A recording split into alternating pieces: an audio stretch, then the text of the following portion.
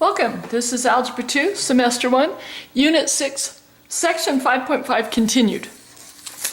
Okay, we were just finishing that last tape. Basically what we discussed in it is when you're asked to divide by a binomial, has to be a binomial, and it's x plus 3, you can actually find the solution for that, which x would equal negative 3. And if you take that negative 3 and you plug it in to synthetic division, then you can take that negative 3 divided into your coefficients of the polynomial that is in your dividend. Just take their coefficients, the numbers with the variables and then the constant, and go ahead and do synthetic division. That's by dropping the first one down. Then you take the divisor, negative 3 times 2, get negative 6. Add these two, negative 5. Negative 5 times negative 3 is positive 15. Add these two, get positive 7. Positive 7 times negative 3 is negative 21. Add negative 21 and 5 and you get negative 16. Now remember, the highest degree here was x cubed. So the highest degree in your answer would be x squared. So now we take the numbers that we got from synthetic substitution or synthetic division, we drop them down and put in descending order the variables with the exponents. So we have x squared, then x to the first, x to the 0th we don't write because that just means 1. And then the other number is our remainder. Okay? If we think of this as x minus k, that explains how we get the negative 3, because we have to transfer this to x plus 3 or x minus a negative 3. So that's how you get your number for the divisor when you're taking this shortcut. Okay, synthetic substitution is sometimes called synthetic division because it can be used to divide any polynomial by a divisor of the form x minus k. In other words, a binomial. Choose which problems previously done can be done with synthetic division and do it. So previously on this lesson, let's start at the very first page. Turn the page, and on the back side we see a trinomial. Now why couldn't that be used with synthetic substitution or synthetic division? If you said because it's not a binomial in the form x minus k, you're correct. Now we go to this one, the third page, and we see this could be done with synthetic division. Let's see how much faster this is. Now we have x minus k. Our k value would be positive 2. So if you get confused by that, it's always the opposite of how it looks in the binomial form. Okay, so now we bring our coefficients over. This is x cubed, so we'll have an x squared, an x, and a constant. Okay, so the x cubed, the coefficient is 1. X squared, the coefficient is 5. X to the first, coefficient is negative 7. And 2 is our constant. We drop the first one down. We get 1. 1 times 2 is 2. Add, we get 7. 7 times 2 is 14. We add negative 7 and 14 and we get positive 7 again. I won't put the sign in there yet. I'll just put a sign if it's a negative. And then our last thing, 2 times 7 is 14. 2 plus 14 is 16. So now we look up here and we say it's x cubed. So this one should be an x squared. X squared plus 7x plus 7 plus 16 over x minus 2. And if we look at our answer here, it's the exact same thing. So the synthetic division obviously is a lot quicker. If we turn to the next page, page 4, could we use this one with synthetic division? The answer being no, because it's got a trinomial in the divisor. Next one, yes, we could use synthetic division on this one. Okay. And I think this is the one that I had you do on your own, so I'm going to have you do the synthetic division on your own again. We will set it up for you. It would have a -2 because that was a +2, so that would be x minus a -k. Now we have x cubed as our first term, descending order, x second, x first, and x to the 0. Here we have coefficients in front, so 1, 1, 4, and -10. Okay, we drop this 1 down, and now you'll multiply -2 times 1, put it here, and then start adding. And just do that the whole way across and see if you end up with the same thing. I'm not going to do that one for you. I want you to make sure to show that one to me when you get into class. We'll make sure it's all correct. Okay, now we get to the factor theorem. Well, let's just go through factors. Let's say that we have 4 divides into 24. Is 4 a factor of 24?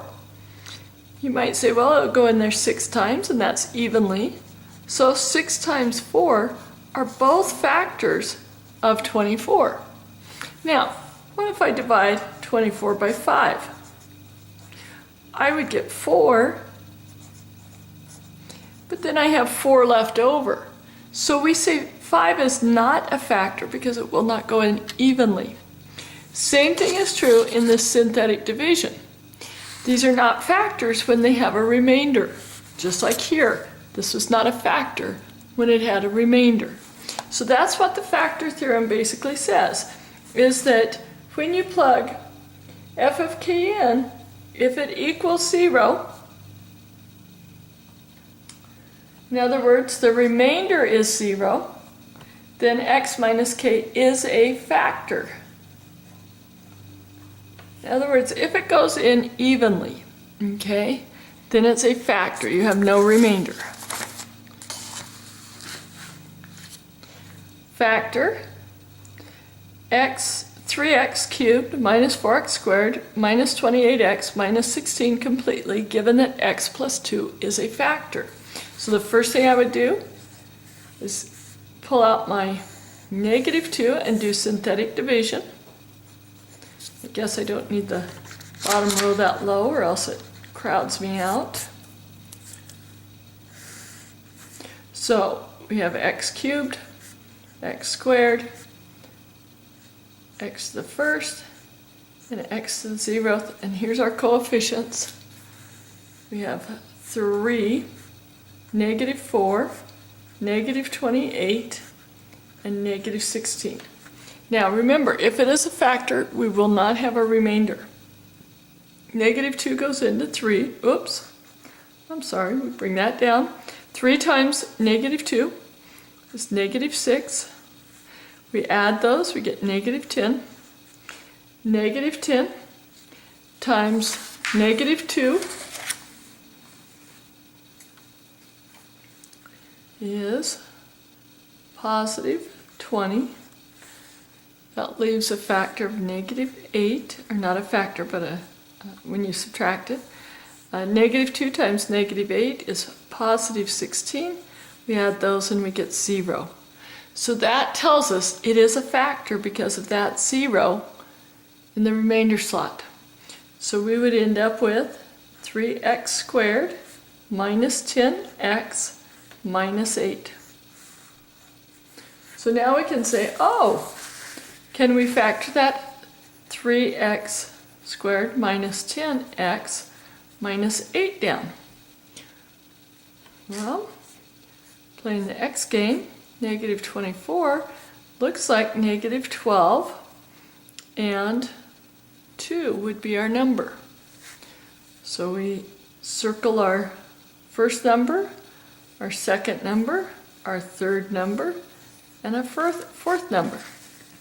Now we say 3x squared minus 12x plus 2x minus 8. Again, that multiplies to be 24, and the 12 and 2 add to be negative 10. What's common here?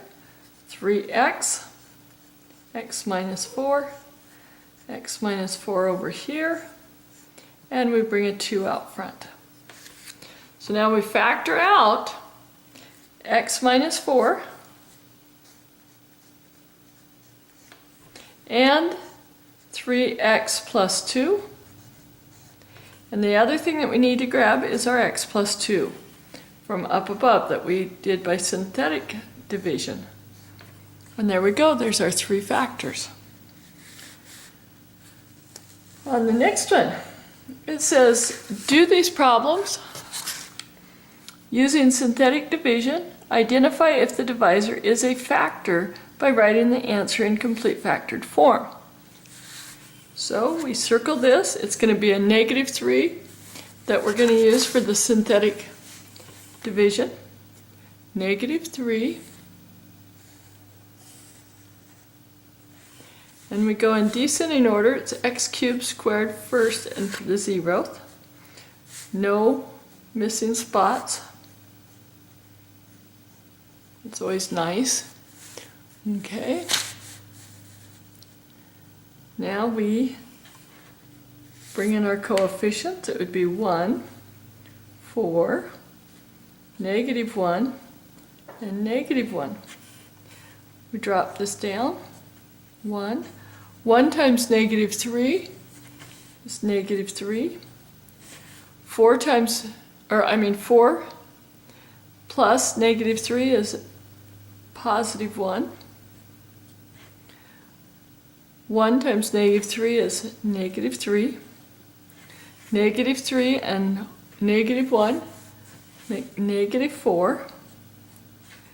Negative 3 times negative 4 is a positive 12. And that leaves positive 11. So we know that this one is not a factor because of the remainder. So we go ahead and we bring down x squared plus 1x minus 4 plus 11 over x plus 3.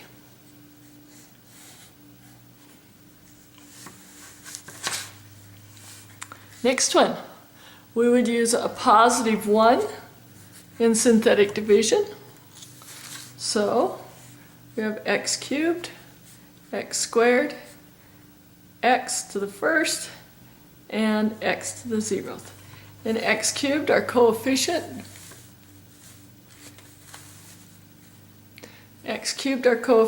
is 4. X squared, it's 1. X to the first, it's negative 3. And then x to the 0th is a constant. And there we have our coefficients. Now we take it by a positive 1. We drop 4 down. 4 times 1 is 4. Add them, we get 5. 1 times 5 is 5. Add them, and we get 2. And 2 times 1 is 2, that's 9. And so that is not a factor as well. Not a factor.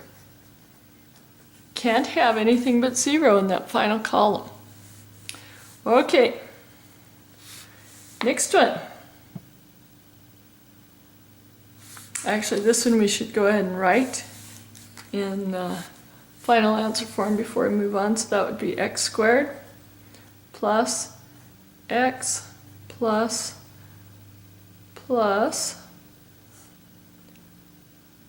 9 over x minus 1. Okay? Number 3. Take a close look at that one. Go ahead and set it up and then we'll see if you're right.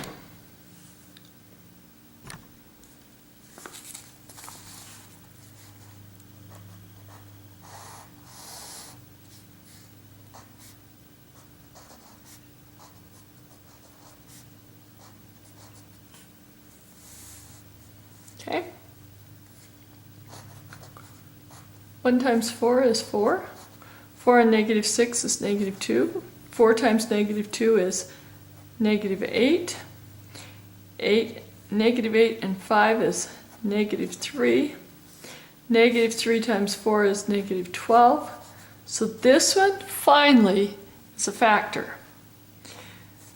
So now we take our factor that multiplies by the x minus 4, x squared, x, and a constant, and then this is the remainder.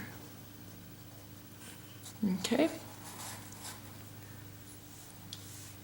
So now let's factor this. X squared minus 2x minus 3. What would that factor to? I can see because there's a 1 in the front, I can use the shortcut. I go x, and then I look, and I know 1 has to be positive and 1 has to be negative if that's the sign. So now, what multiplies to be negative 3 adds to be negative 2. 3 and 1. Okay.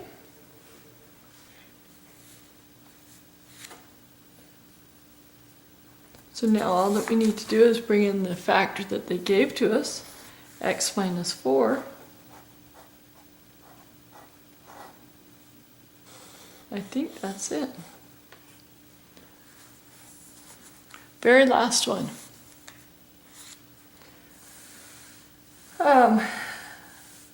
We would use a positive 4 in this one for the formula, and we would write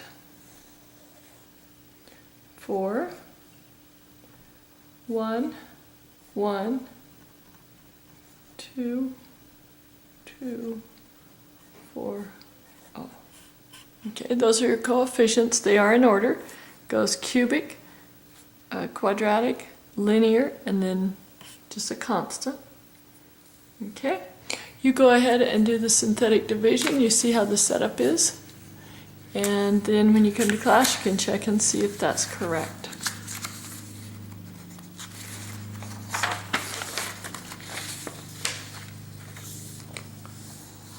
Okay, one of the zeros in this problem is x equals 3. So in other words, on the graph for this polynomial, we know at 1, 2, 3, somewhere is the rest of the graph, but all that we care about is where it crosses the x-axis, and that's when y equals 0. So that's how we get this graph, because it literally means my zeros are where things cross the x-axis. Okay. In order to find zeros, we have to factor, and it says what's another 0. So the first thing is we realize that they didn't give us as x minus 3, they just said x is equal to 3. So you do plug it in the same from there to there on that one. Okay, x cubed will be a 1, x squared is negative 2, x to the first will be negative 23, and then we have 60. Bring this down. 3 times 3 is 9, minus 2 is 7, 3 times 7 is 21,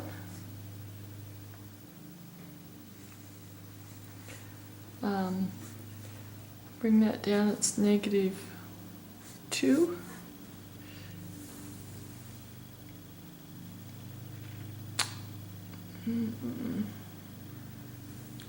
a second, I'm catching up with the problem.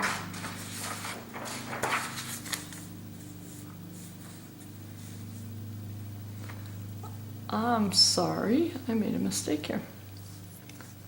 Back up. Do you see the mistake that I made? I dropped a 3 down here when it should have been a 1. So, lesson learned, don't get tired when you're doing math. I'm getting really sleepy. I'm gonna have to go take a break and then I'll come back to you guys. But, let's finish this problem. We're done with this section. Okay, so we dropped down a 1, not a 3. Now 3 times 1 is 3. 3 and negative 2 make positive 1. Positive 1 times 3 is 3. 3 and negative 23 is negative 20. 3 times 20 is 60. Okay. Negative 60. So that creates a 0. That means it is a factor. So we have one of the factors would have been x minus 3. That's how we get the x equals 3. Our other factors, x squared plus x minus 20. We can go straight to our shortcut. X, we know one's negative and one's positive. Oh, that would be positive 5 and negative 4, because the one that's farther from 0 carries the sign of the middle number. Okay, so now we have to set those equal to 0. X minus 4 equals 0. X equals 4. X equals negative 5. Okay?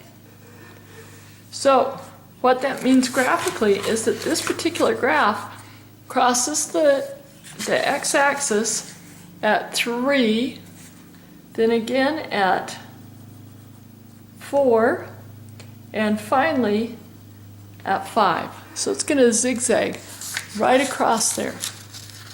Okay, that's the end of this unit of notes. I will see you tomorrow in class.